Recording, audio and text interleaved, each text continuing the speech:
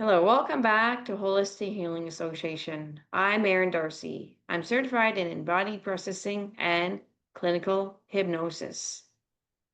I have with me Dr. Nick. Today we will be discussing anger and emotions under anger, such as shame. Thank you, Dr. Nick, for joining us and coming back. Thank you. Thank you for having me. And my question for you is, who is a strong woman in your life that embodies inner strength? And what type of inner strength do they have?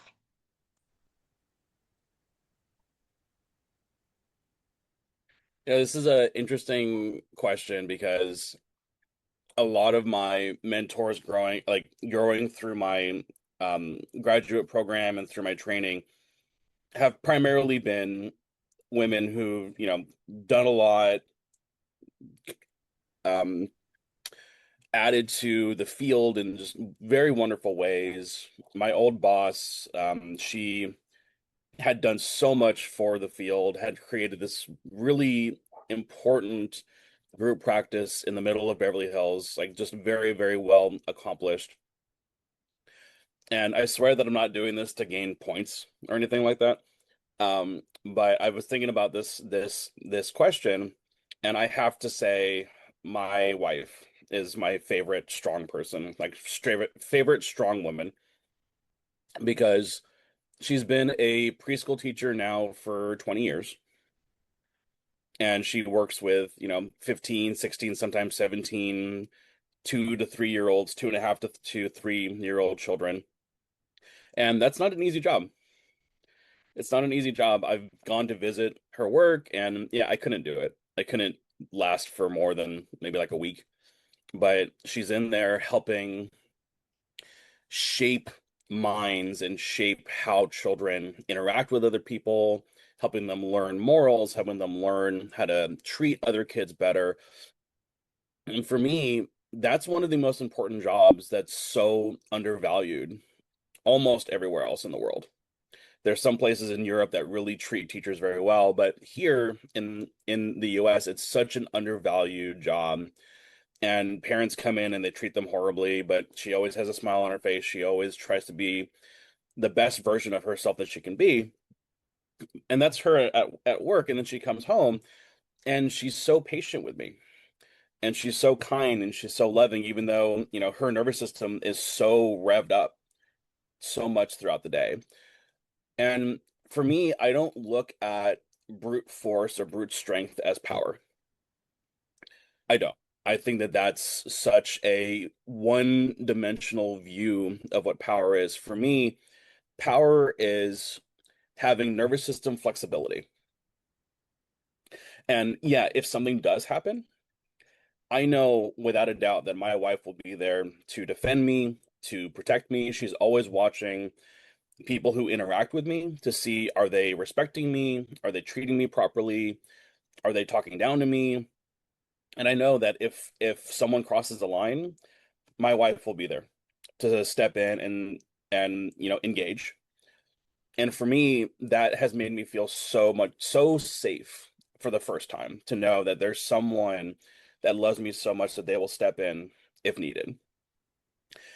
And the other thing about my wife, and again, not trying to score points here, but she took something that was so broken in me that someone else broke, and she had the patience and the kindness and the courage to fix it. Again, nervous system flexibility coming in. When we needed to talk about difficult things, that was fine. She did it with grace. She did it with love. She didn't do it with um, condemnation or making me feel small or belittled. She did it with kindness and with love. And setting boundaries with kindness and love is really difficult to do. That is inner strength. Yeah, it is such an inner strength that is so undervalued because we think in our societies, strength has to be domination, overpowering people.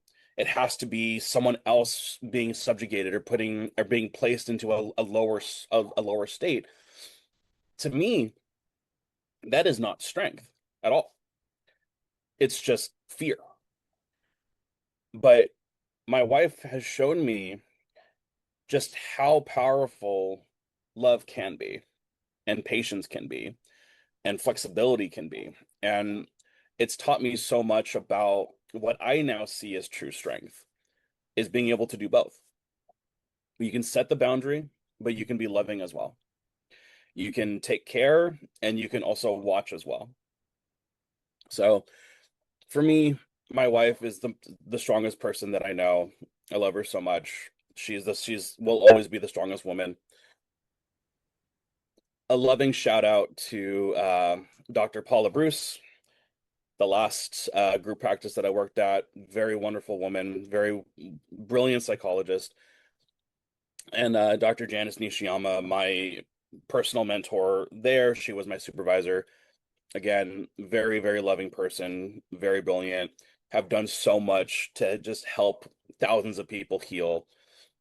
So for me, especially, seeing strength in other people is knowing that they lead with understanding, not with hatred and not with anger, not with condemnation. They move forward with understanding and care and compassion.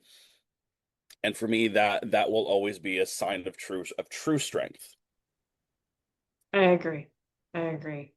And for those that lead, let them lead well and let them lead with compassion and inner strength.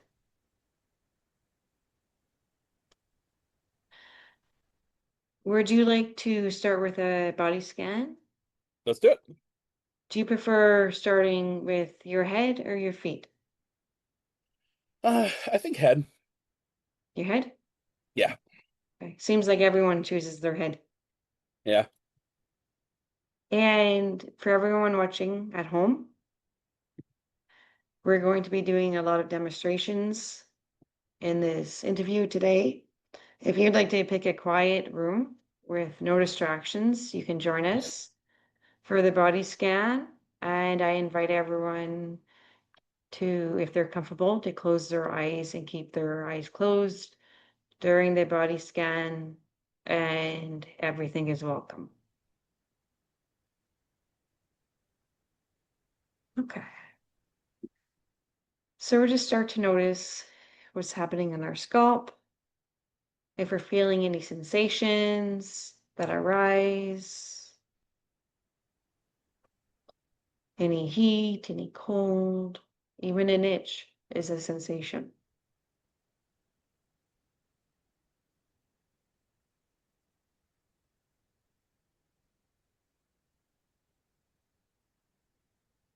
And moving to the forehead, I often find sensations in my forehead. That's one of the most common places I do find sensations.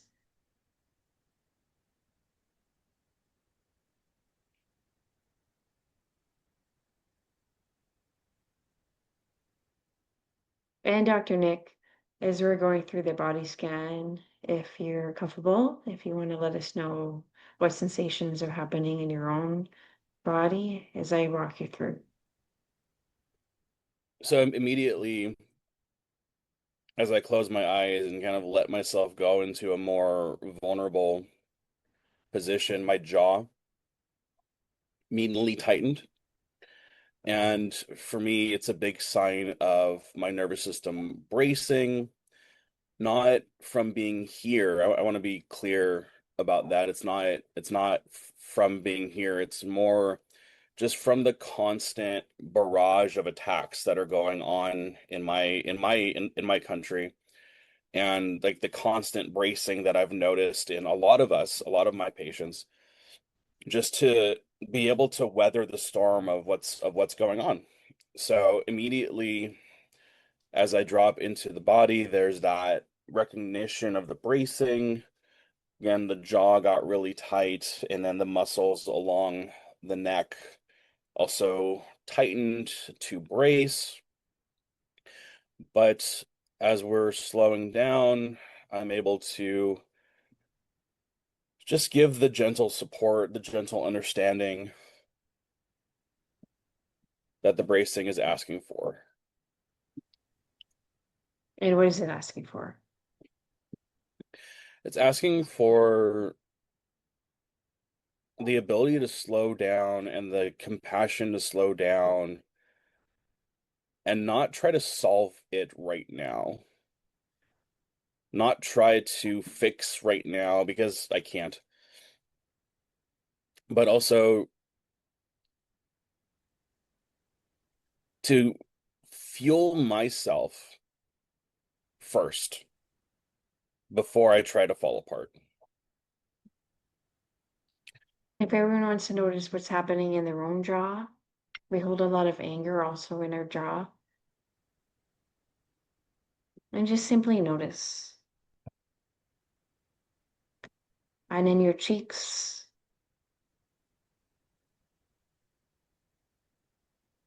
and what you're tasting in your mouth.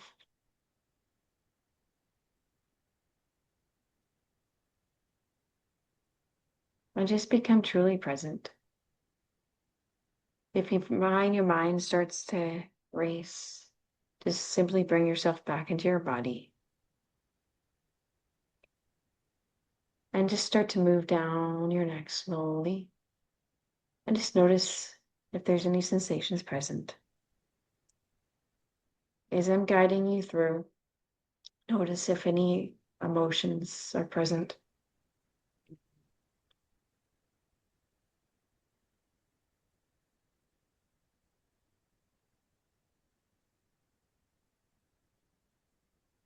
Your shoulders, and you can wriggle your shoulders a little. Like, just notice what's happening as you start to wriggle your shoulders.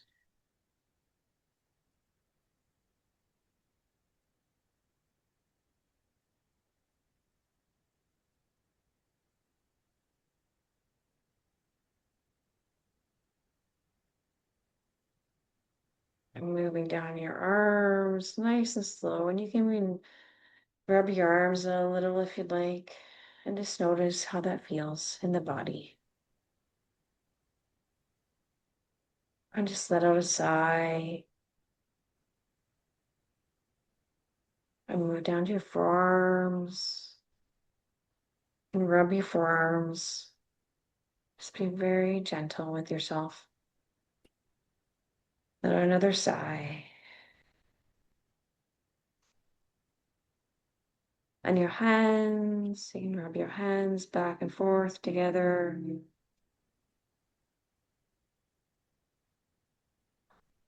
Let out another sigh. And when you sigh, when you take a breath, breathe from your stomach.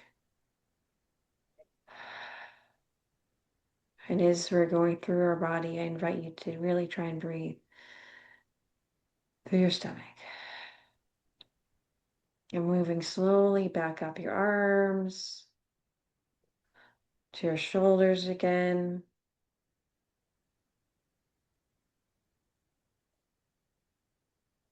To your upper back.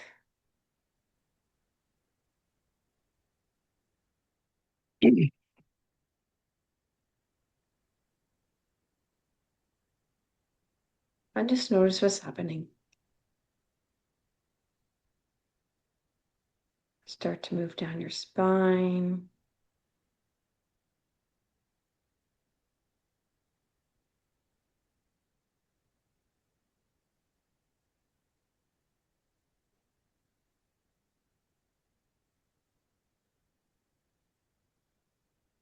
To your lower back.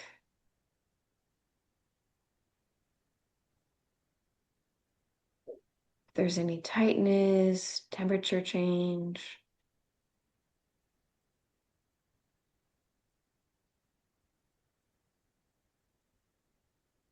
Your hips.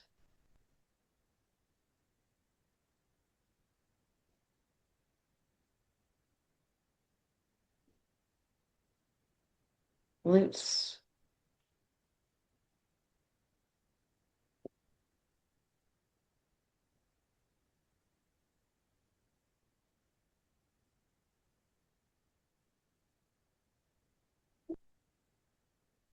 thighs,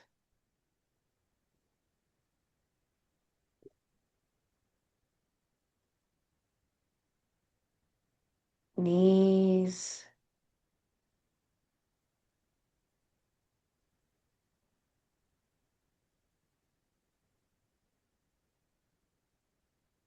calves.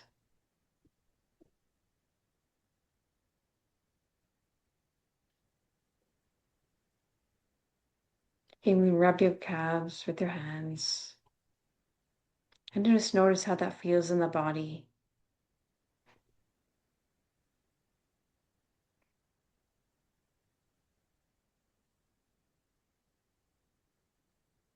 Your ankles, your feet. Just ground your feet into the ground and notice how that feels. And just ground your body, ground your feet. Let out another sigh.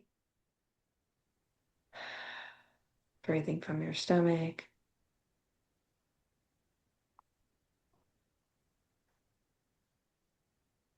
Ground your back against the chair. And I invite you to simply notice what's happening in your chest. This is also a very common spot. People often find sensations and emotions.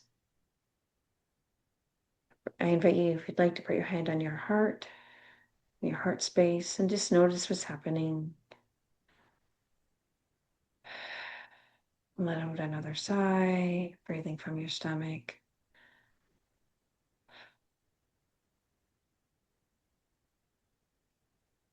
I invite you to put another hand on your stomach, one on your chest, one in your stomach, and just notice what's happening in your stomach. And let out another sigh.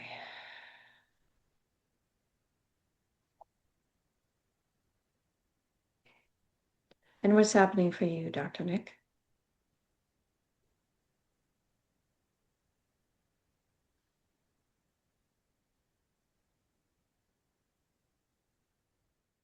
Well, yesterday I did hit cardio for the first time in a while, so I knew that starting with the legs was not going to be a good idea because they're extremely sore and mad at me.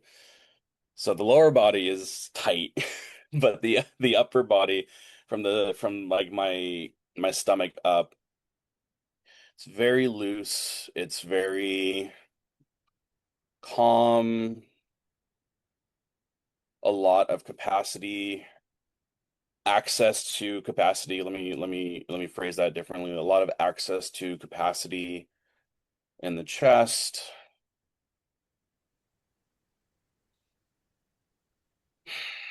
I love talking about anger.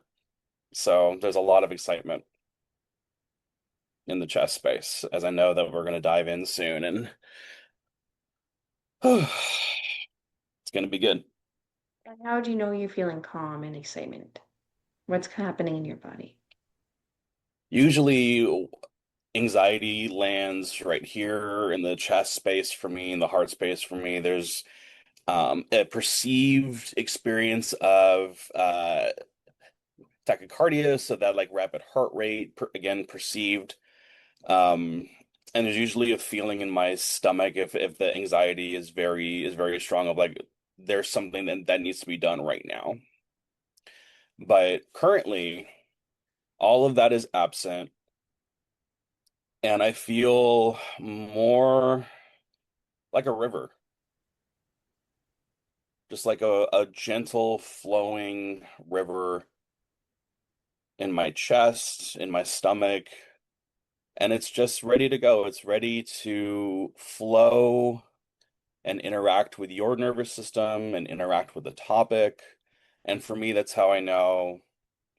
Very, very calm. My favorite cat, don't tell the other three, just walked by and gave me a look. Just he'll probably join us soon here in a little bit. So just the absence for me of again, the rapid heart rate, the tightness, the urgency, that's how I know I'm good to go. Okay, so let's get going. Let's do it. Could be All right, Russ. let's do it. Anger. Why can anger feel scary or shameful? So, anger is one of those really interesting emotions for me. I primarily work with women, just the nature of my expertise, sexual trauma. And anger is one of the six primary emotions that I know that every human being on the planet feels, but I'm going to go a step further and say almost every organism on the planet can feel anger and does on, a daily basis. So a lot of people come in and they'll tell me, anger isn't something that I feel. You do. You just push it down. You push it down or you don't allow it to be there, but anger will always come out in different ways. It has to. It's a primary emotion. Everyone has to experience it throughout our day. But anger, when it is met with acceptance and when it's met with understanding, then that anger is allowed to just be seen and then go away. But as a child, if anger is met with yelling, or it's met with trying to squash it, or it's met with shame for even being angry, if it's met with, well, what do you have to be angry about? What do you have to be worried about? Like, stop, or I'll give you something to be, sad about. That kind of classic line that a lot of like pseudo abusive uh, parents will do. So when anger as a child is met with these kinds of experiences, we get we learn this lesson very quickly that my anger is dangerous. See, I knew that he was going to come join us. Hey, He Raz. always does. It always does. My little mascot. Um, so if we learn from a very young age that my anger is dangerous because it means that I'll be seen, I'll be evaluated, I'll be made fun of, I'll be punished in some way, shape, or form. What starts to happen is it becomes fused with other emotions like fear and shame. And for example, a lot of my current female clients are a little bit older. And so they were raised in that generation of women should not be seen. They should, or sorry, women should not be seen or heard really, unless they're cooking, cleaning, unless they're performing, doing something for the house. And they were all given the message of a good girl is not mean. She doesn't speak out. She doesn't blow up. She's not a bitch. No one is going to like you if you're like that. So the anger for them seeps out in a lot of different ways. First, it starts to seep out as more of like a passive aggressive kind of way because the anger again has to come out, but it quickly gets turned back inward and it turns into shame very, very quickly of why did I say that? I'm too much. I'm asking my partner for too much. I'm asking my kids for too much. So when we have that experience of, oh, my anger is bad and wrong, we often point it back towards ourselves and it becomes shame very, very quickly. And it becomes there's something wrong about me.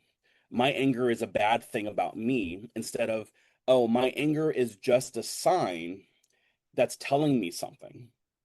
I think about anger as just a check engine light, or let's do a check tire pressure light for cars that were made like before 2021, right? Because I know the new ones, like they'll tell you exactly which tire has like what tire pressure and all that. It's very nice. But back in the day, a check tire pressure light just meant that, hey, one of your tires has a little bit less pressure than it should.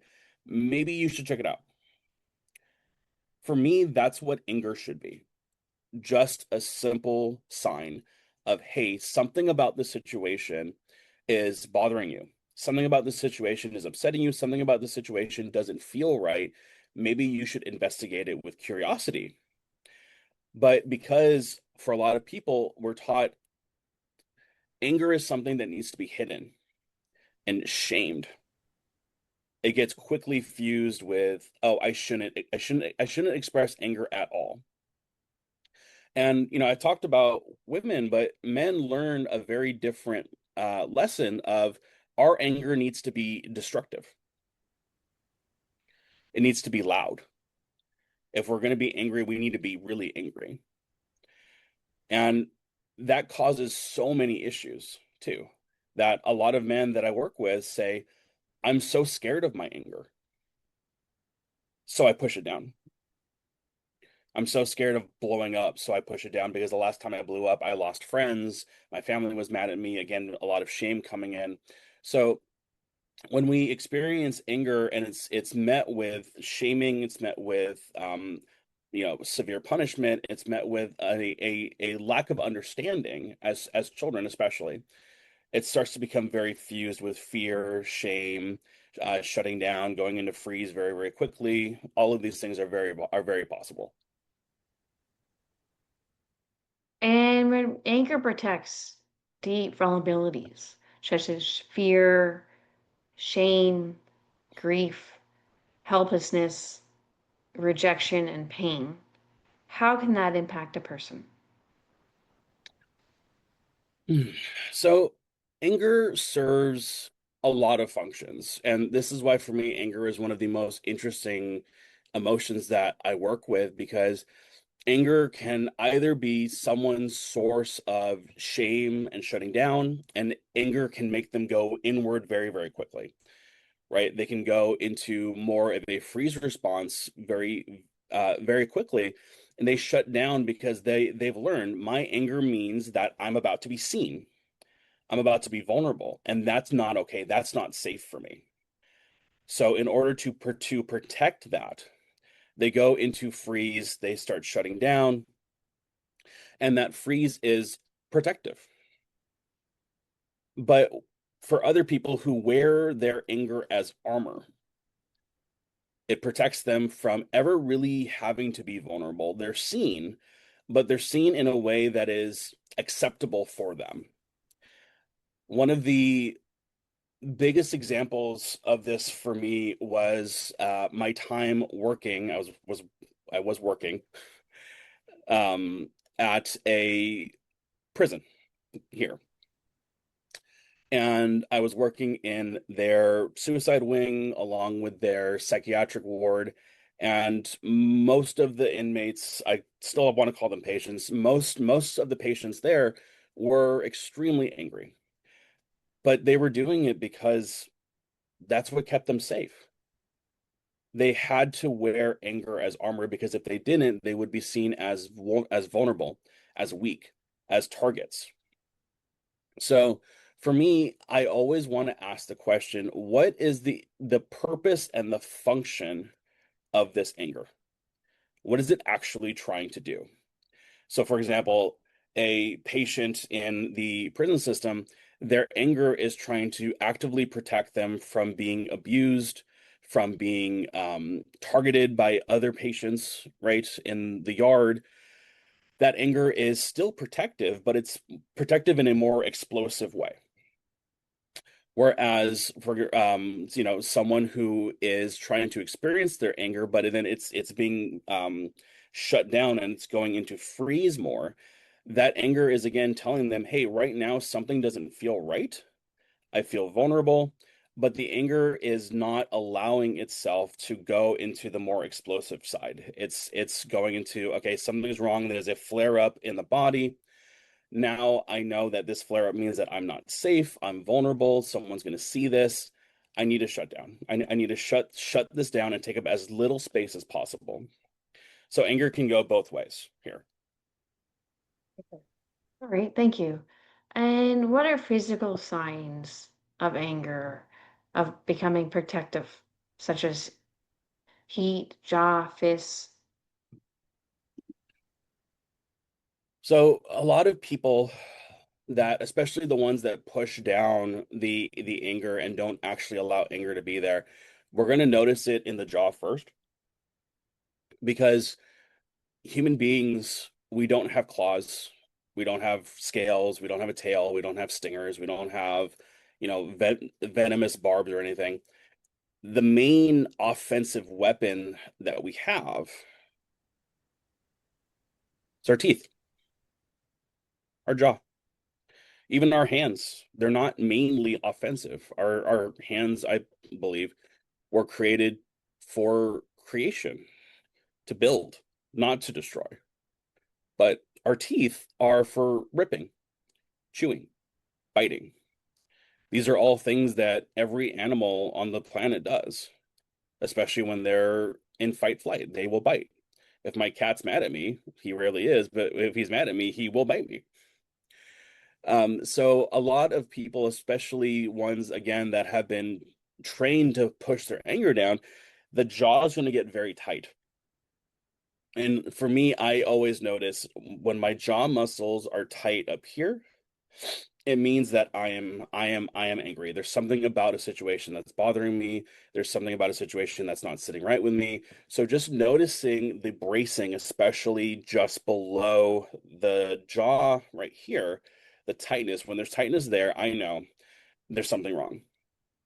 Now, that for me is a very subtle, quick sign. But if I'm in a situation where someone is verbally attacking me or I feel very threatened, again, my hands are going to go into fists right away because that's the protective stance. So fists become very tight, and we're going to notice too a lot of warmth and a lot of blood pumping to our fists and our feet. So when fight flight kicks in, the blood pumps to our extremities because that's what we're going to need to keep ourselves safe. So when I notice heat in the arms, again, this doesn't happen very often because I actively don't put myself in situations where I'm going to be, in a fight because I'm not a fighter by any means. But back in the day, right, especially noticing as heat goes up, as blood goes up, okay, there's something wrong. I'm a lot angrier than I was 30 seconds ago. So noticing that, and you're also going to notice too, the chest might open up a little bit more to make ourselves look bigger. The shoulders might come back more to make ourselves look bigger. We're going into a classic fight stance. So we're going to be much more physically and somatically aggressive than if we're in freeze or we're trying to protect or even if we're getting ready to run. If we're getting ready to run, we're going to feel it more in our legs, our calf muscles, our shins, our knees. But fight, we're going to feel it primarily in our fists first and the upper body first. And our body's going to go tight. And I've noticed too, at times I can even feel sensations and it feels like it's outside of the body. Yeah. Can you explain that? So sensations that feel like they're outside the body. Can you give me just a quick example It's so I just have a little bit mostly of out info? here when I'm in sessions, but I know one time I felt very angry. I felt Mm, protective over my child, and I felt it's like the sensations are outside of your body. yeah. Does that make sense?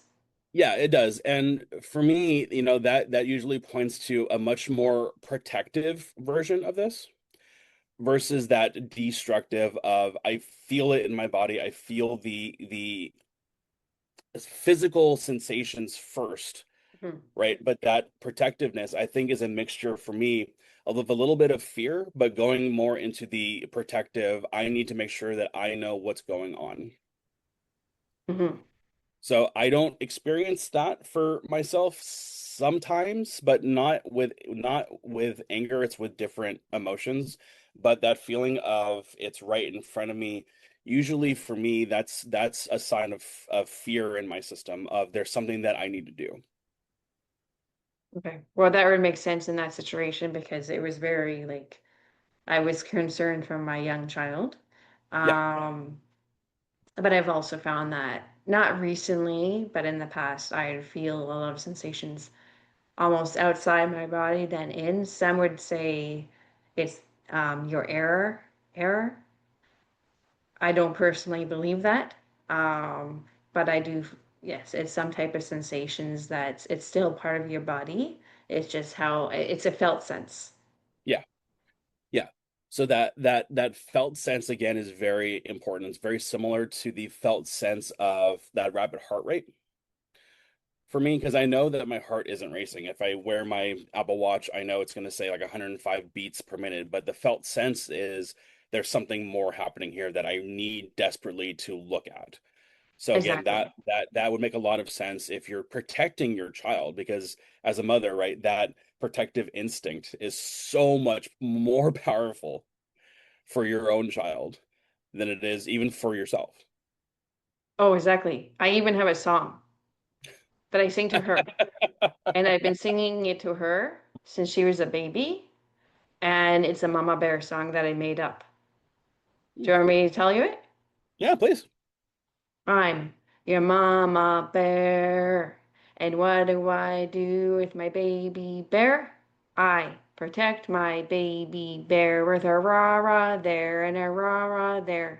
Everywhere rah-rah, I protect my baby bear. I protect my baby bear. And who's my baby bear? Who's my baby bear? Name? That's who's my baby bear with a rah rah there and a rah rah there. And I've been singing that to her since she was like an infant. So I am Nice. a mama bear. Yeah. Okay, so now that I've embarrassed myself, why don't we start off with the first demo?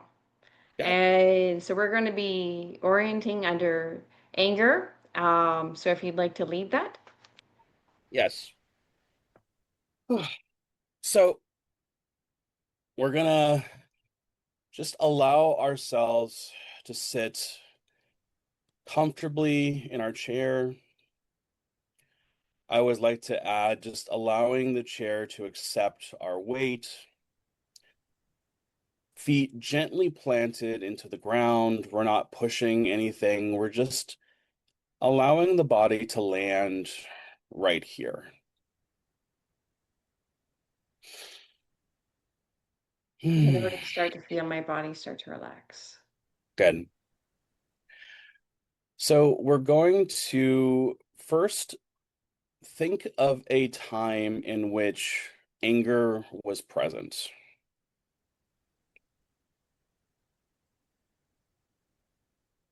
And for me, instantaneously, there's a feeling in my stomach, there's a tightening in the stomach. It's a very present situation for me, happened this week, which I didn't plan, but it's important. And it did raise a lot of anger. And the feeling in my gut is important because the feeling is not normal anger. The feeling in the gut is actually shame, which is really good for this particular exercise because we want to know what is underneath this shame, what is underneath this experience, because anger is trying to protect something. So we're going to just begin by allowing our eyes to wander around the room, very slowly wandering around the space, allowing our eyes to go at their speed, allowing our eyes to go where they want to go. I'm not forcing them to go anywhere, just allowing them to be, allowing them to move.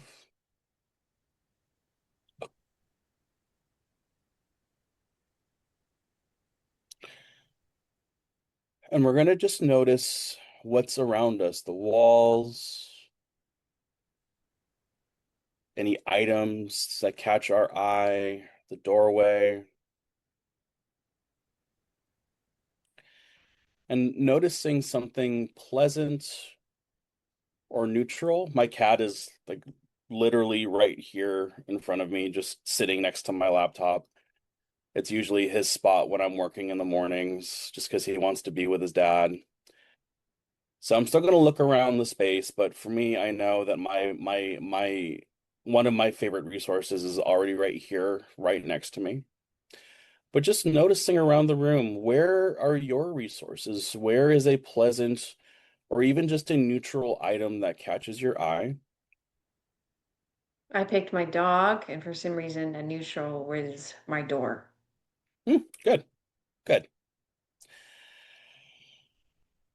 Now we're going to take a moment and let our eyes just land on these resources.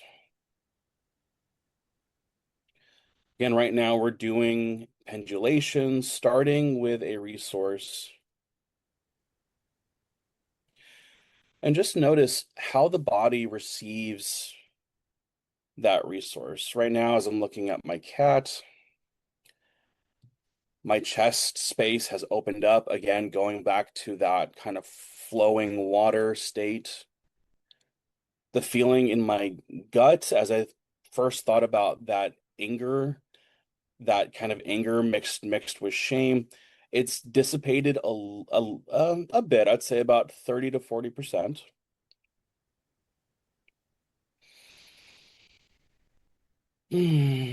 So just noticing the shift, noticing the positivity.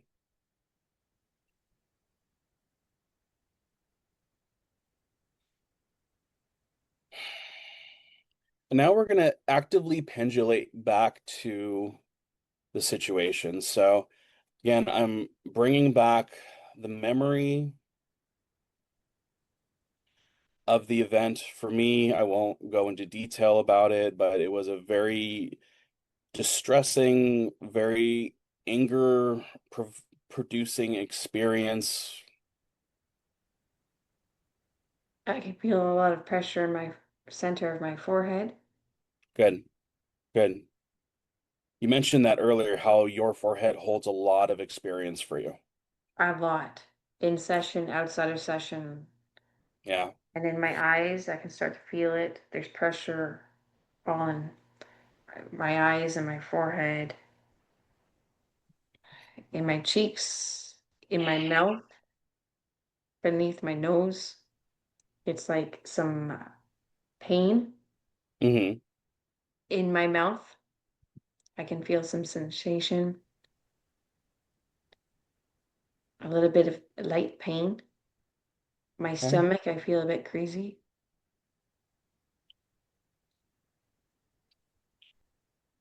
So just for And the there's some audience, pain in my chest, right here. yeah. So just for the audience, just noticing again that sensations are going to show up in different places for different people. Mine was primarily localized to my stomach. Aaron, yours was primarily localized from the chest up. Again, the stomach was there, but a lot of the heat was in the face, in the chest. And for you, just noticing these sensations first. We're not going to do anything with them yet. Just noticing the sensations. Your jaw is very tight There's too. some pain in my chest, in We're my doing jaw. this. Yeah, there is some clenching going on there.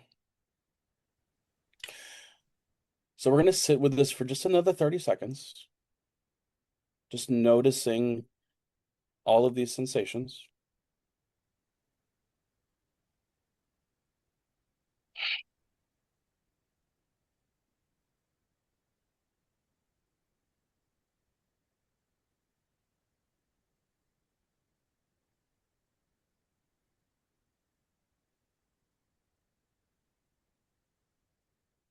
And then now I'm going to ask you, Aaron, and for the audience following along, to pendulate back to your resource. So actively open the eyes, exhale very slowly, and let's come back to our resources. So for you, your dog, for me, Roz, right here, still just sitting here with me. And as your eyes wander back to the resource, again, slowing down and noticing what is different as we bring this resource back in. But my body starts to relax. My body feels a bit calmer. And my body just kind of feels like There we just go. Yeah. There's a definite drop in your shoulders as we pendulated out of the anger.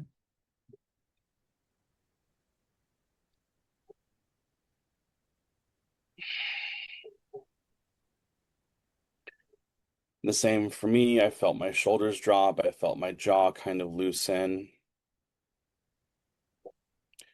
And usually I'll tell clients just we have plenty of time left. Spend as much time as you'd like with this sensation.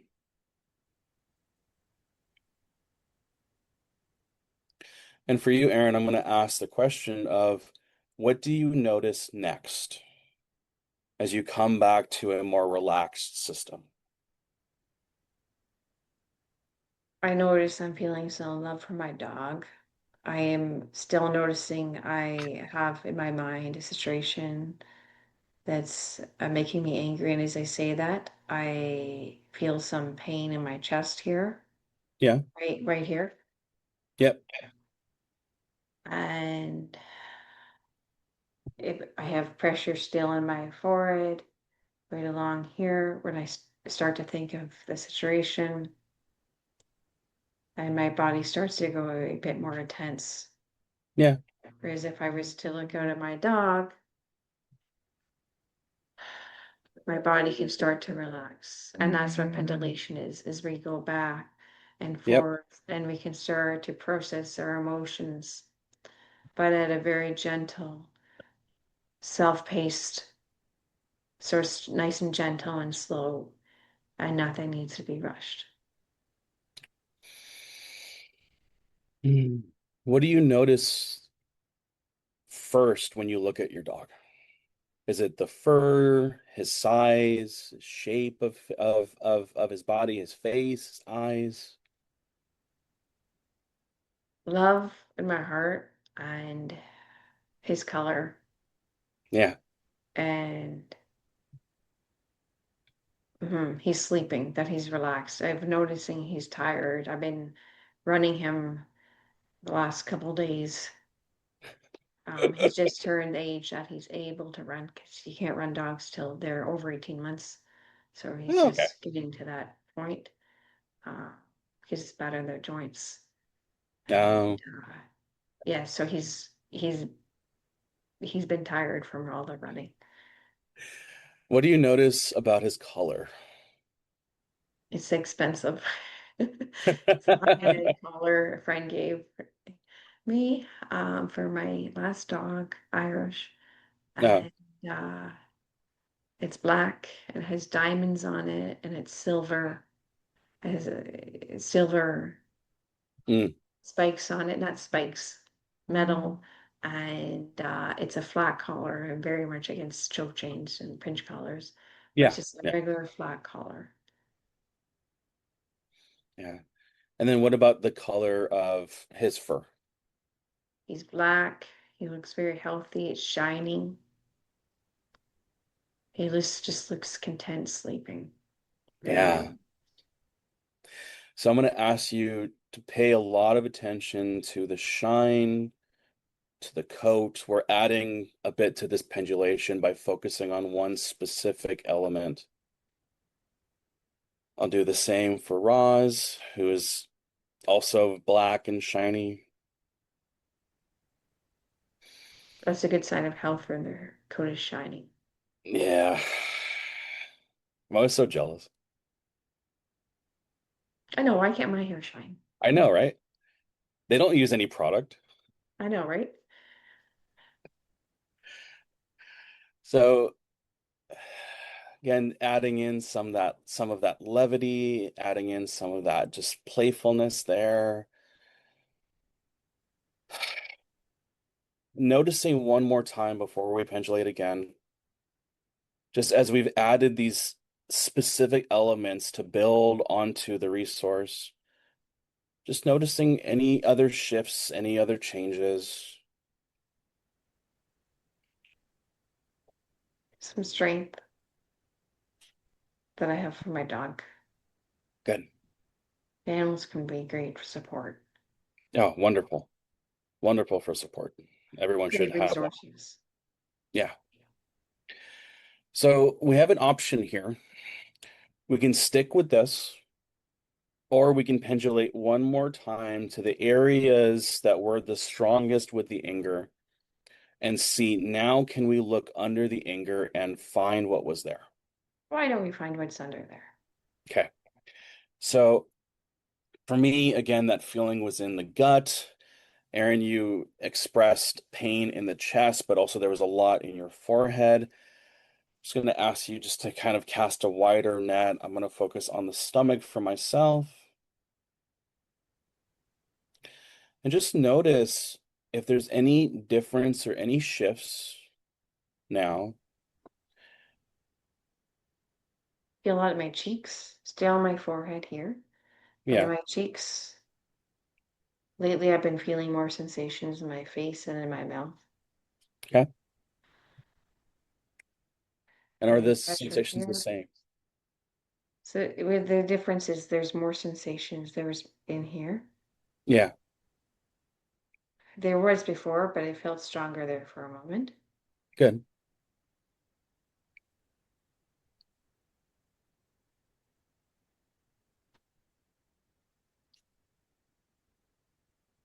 Some protection feeling is coming up. Oh, perfect. There it is. Some pain in my chest. Yeah.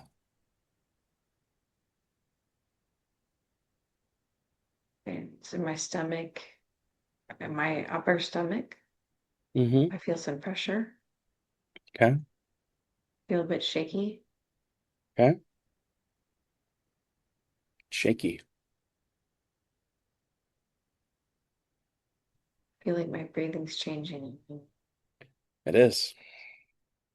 It got much more shallow, faster. Faster. That's what I noticed. Yeah. Yeah. Can we come to the shakiness just for a moment? I'm just curious about the shakiness. What happens if we bring some attention there?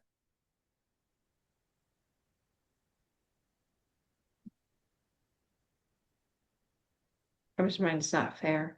There's some pain. Yeah. Yes. Wonderful. It's not fair. And then there's sadness. Yep. Perfect. This is what the anger was trying to protect. Again, thinking of anger as armor, protection from the phrase, it's not fair, And and it's kind everything of that goes along with that. soft in my face. I still feel sensations, but it's softened. And I Yeah. still feel pressure in my forehead here. Yeah. But my body feels more relaxed Good. and softened, but then there's some pain. So the anger was preventing the softening, it was preventing the vulnerability. But underneath that, when that emotion was allowed to be seen and experienced, suddenly it led to a little bit more relaxing. It's the pain is still there. We're not trying to get rid of the pain. We're not trying to get rid of what hurt us. It's more about understanding, okay, what is actually happening so that we can start to heal. Hmm.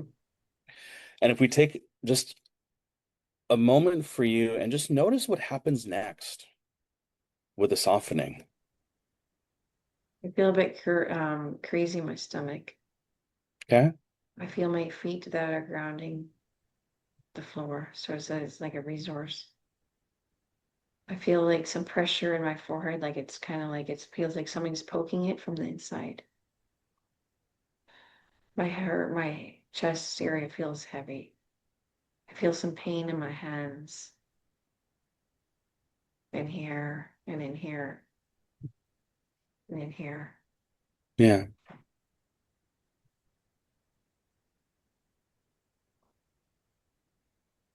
There's disappointment that comes up. And yes, it's Yes. Yes. Yes. That phrase, it's not fair, to me, that felt so young and like a wound that has been there for a very long time and keeps getting poked. And now this disappointment adds to that. with the situation is fairly recent, but there's always pain underneath. from when you're a child. Not always, but often. Yeah. Yeah.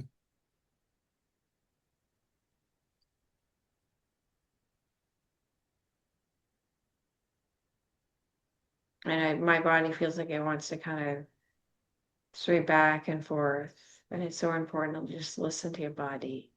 Yeah. Notice how it wants to move. And I have my hand on my heart or my chest, and I have my other hand on my stomach as a resource to support me. But my body actually wants to go into the resource and give myself some self-care. This is exactly why anger work is so important because anger forces the body to brace. But when we look underneath that, we see the original wound. And when we see the original wound, we can support it. We can give it what it wants, what it needs from us in that moment. That's why looking underneath the anger, underneath the emotions is such an important first step. So just notice as you're adding in the swaying, you're doing wonderful self-hold, adding in the swaying, just noticing what feels better, what feels different. My body feels more supported, feels more relaxed. The pain has eased, but still there. The pressure's Yep. still in my forehead. But the sadness is still there, but it's easy. Like it feels like I'm giving the sadness a hug. Good. The Good. sadness That's some exactly what love. we want. Because the sadness needs some support, and that's what it needs. Yeah, it's And exactly what we want. when I said that, though, it feels like it also came up that like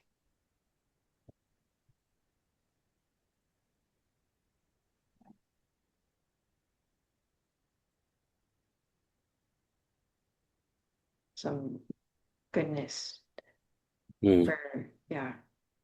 Yeah.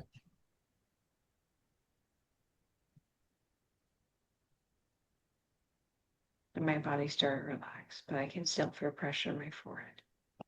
And it's kind of moved up here a bit. Yeah. And then there's pain again back in my chest on my left hand side, right by my heart.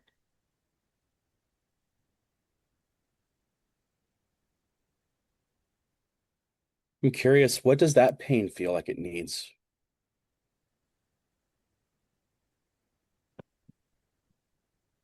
I feel like I just need some support, some love. Yeah. Oftentimes that's all we need, but the anger doesn't allow that in there. That's so important. Oh, it's so important. And be able to give yourself the self-love you need because it's so soothing for your body Yeah. to be able to give yourself that support that you need. And learning what's under. Because often what's under anger, there's many emotions. It's like we're like an onion and we can peel layers. And I'm sure there's more under. If we went deeper and deeper, you just find more and more.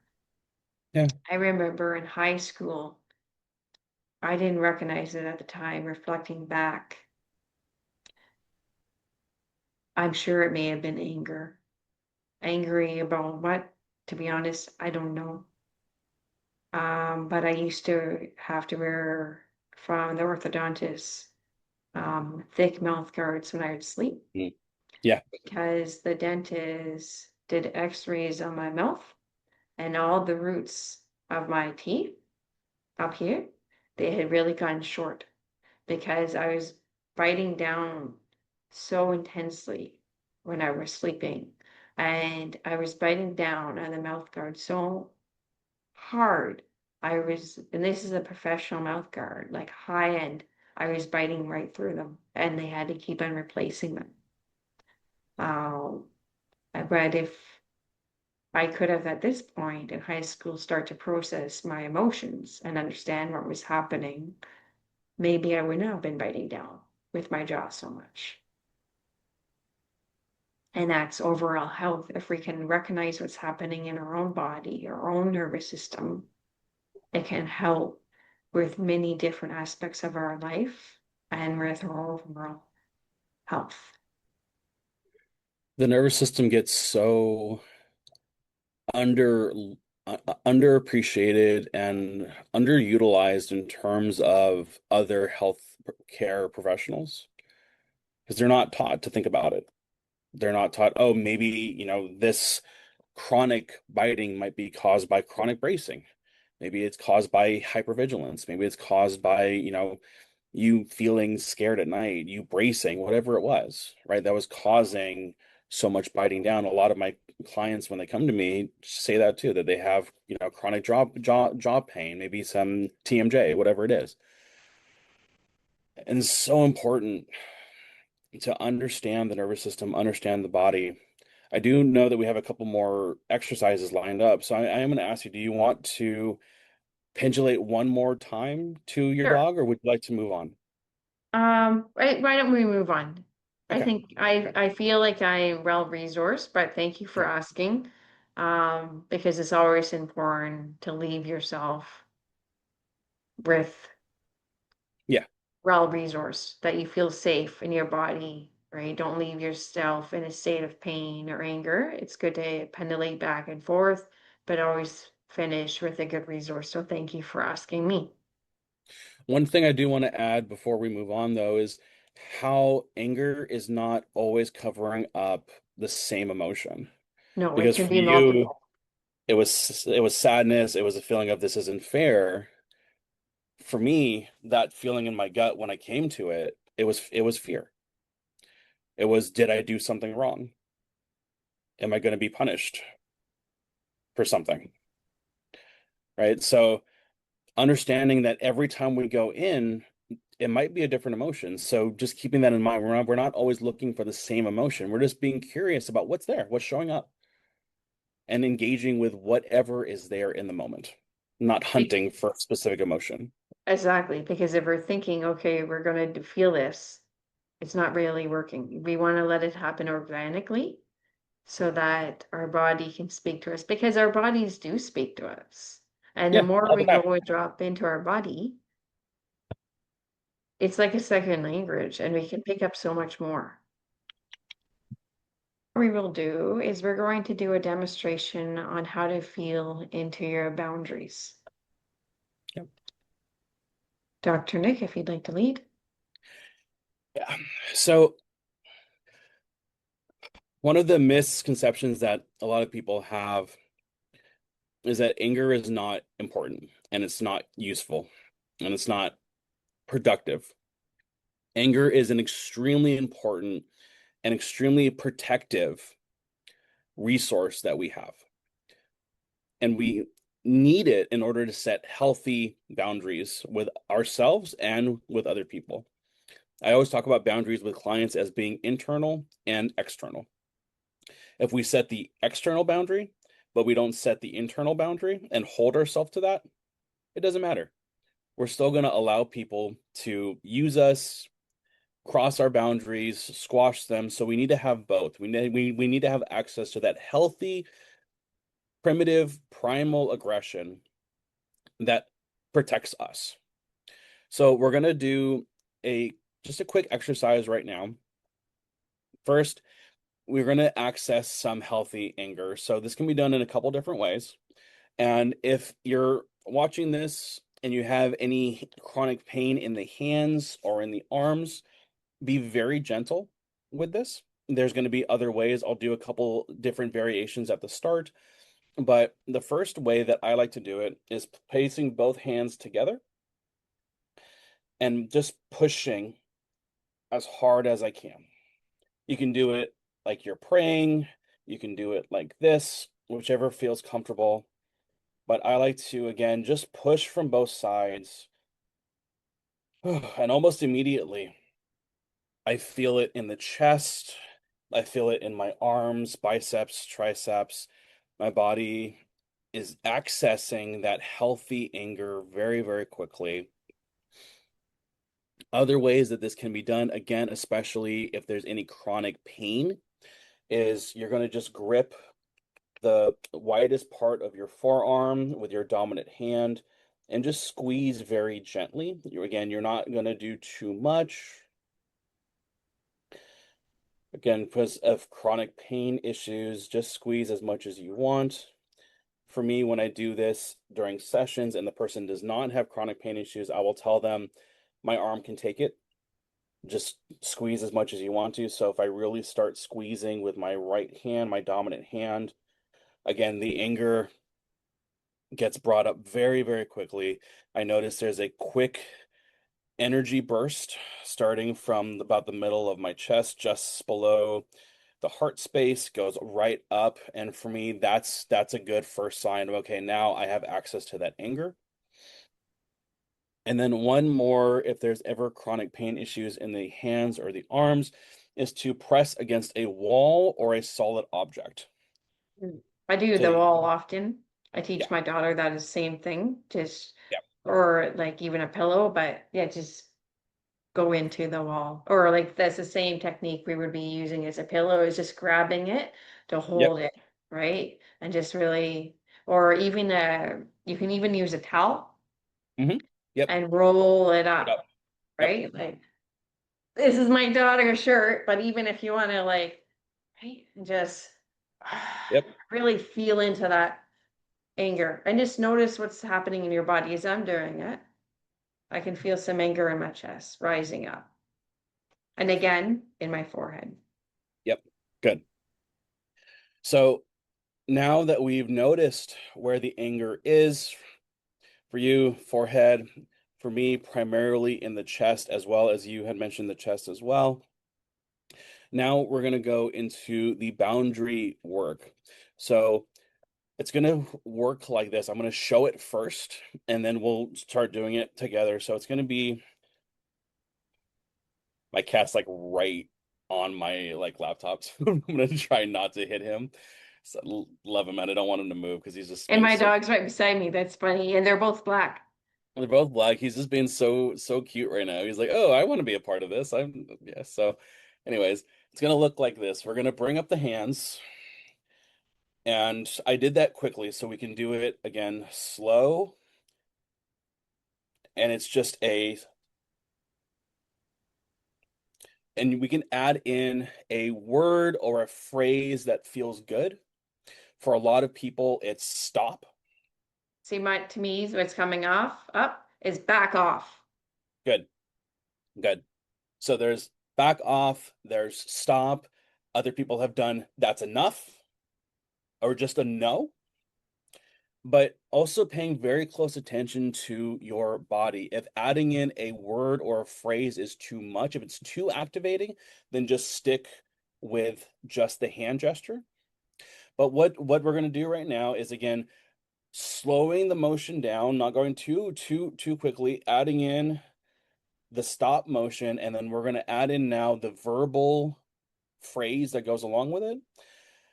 And we're going to pay attention to what a no or a healthy no or a healthy boundary feels like in the body. So I'm going to start it. Aaron, please feel free to go along with me. Audience, please feel free to go along with me as well. So we're just going to come up. No. Back off. Oh, I could feel a lot in my forehead. Yeah. Yeah.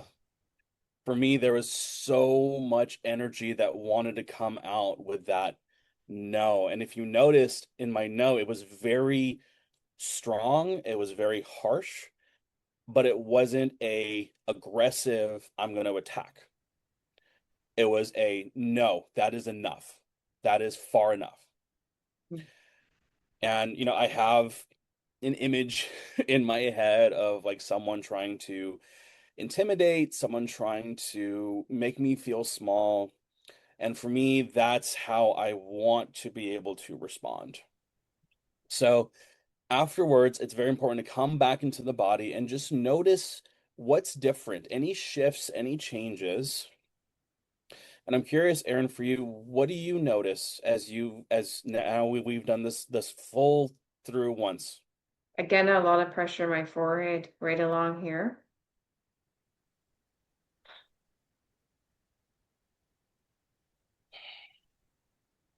My body feels a little bit shaky, feel a Okay. little bit in my stomach.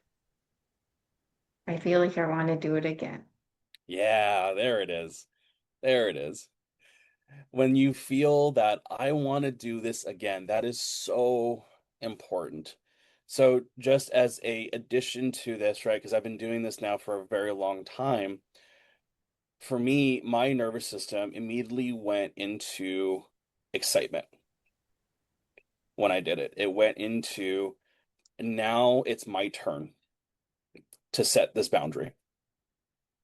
But let's do it again. And we're going to start. No. Back off. Back off. Ooh, I felt like I wanted to swear there, but I try not to swear.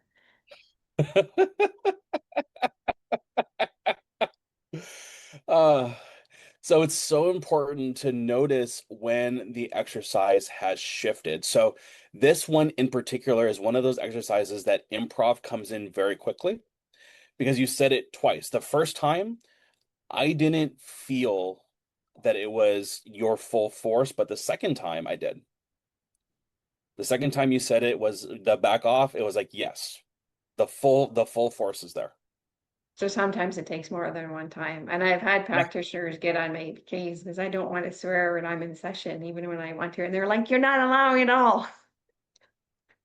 So with this, for example, because yes, some people like to swear. I swear often. That's why I can't work with kids. Um, it's a joke.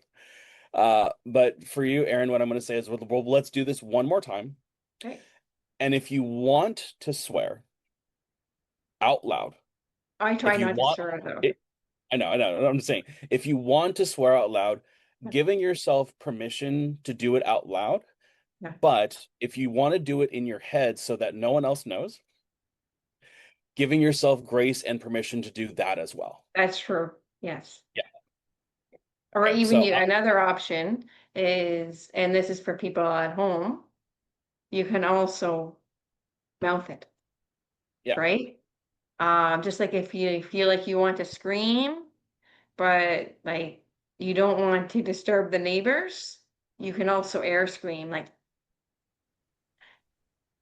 and just allow it, whatever wants to come out.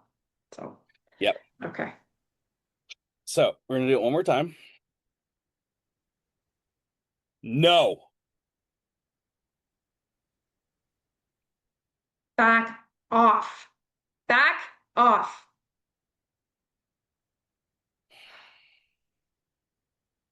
I felt like I had a release there. Yeah. I was And in watching. sessions, you will feel that when Yeah. it's you're processing, it's like you feel a release. And the release is really important.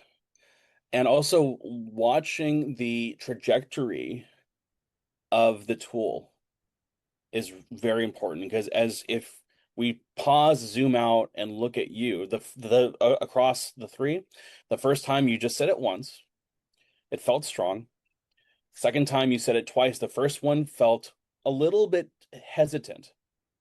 Like, I don't know if I should be setting this boundary, but the second one that you said right after was clear, it was forceful, it was no, I am setting this boundary. The third time, the hesitation was gone from the first sentence. It was there just a tiny, tiny bit, but it wasn't nearly as much. And the second time, again, very strong, very forceful. That is the kind of progression that we want to see.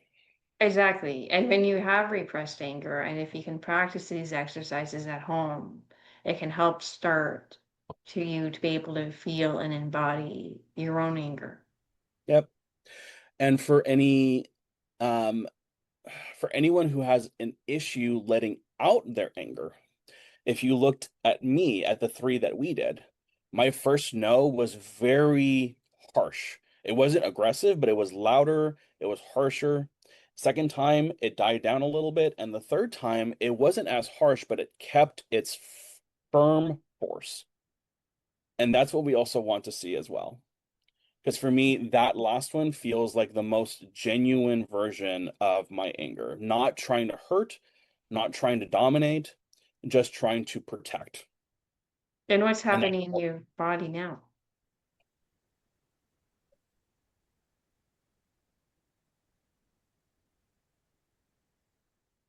that excitement that happened after the first one is gone.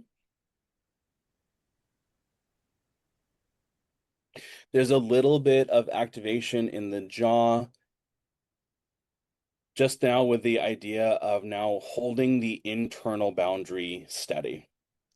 People can, break the external boundary. You can ask someone to, please do not speak to me in this way. Please do not treat me in this way. Please treat me with respect. And they can still say no and they can still break that boundary. But as long as we hold our internal boundary of, okay, I've asked you, I'm going to go. This conversation's done. I'll be back in 30 minutes, whatever it is. But holding that internal boundary, now my nervous system is going, okay, we set the external. Now let's set the internal. So my body is feeling a little bit braced, but it'll it'll pass. It'll go away. Whereas my body, I can feel it just it feels more relaxed. Good. My whole body, like it just from my stomach and up, I just feel like I can still feel a little bit of nervousness in my stomach, a little bit of queasy, and a little bit in my forehead. But overall, my body just feels more relaxed, more Good. loose, softer, and I feel like I was able to release and process some anger. And when we don't process our anger, it can lead to anxiety, depression, all types of struggles, and even having to wear a mouth guard. So it's so Yep. important to be able to process anger and whatever other emotions come up. Oh, well, thank you very much. Thank you.